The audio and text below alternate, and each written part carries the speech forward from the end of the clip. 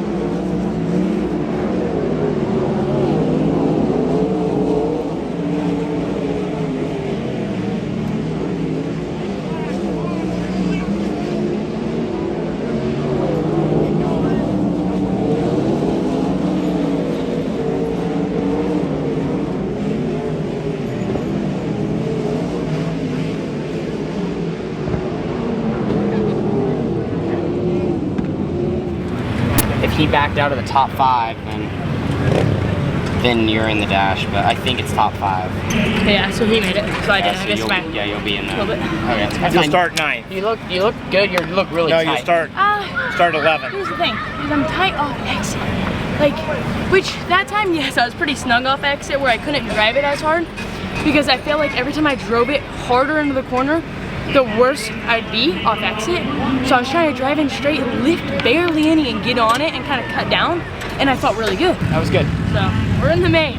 Hey, last time I was here with what, 60 plus cars for the Tyler Wolf Memorial, I think 2 years ago.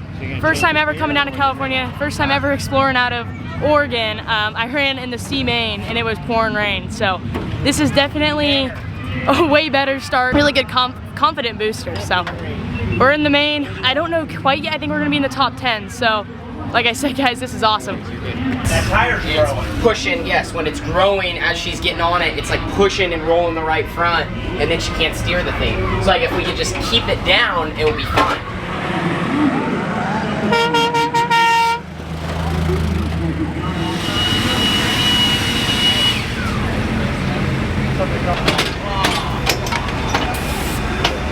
Okay, car. Run a good race, run hard. We got you a little free at the start, so you'll be good in traffic. You'll be good. We got plenty of tear-offs. Just run hard, run your line. Like I said, keep your nose clean.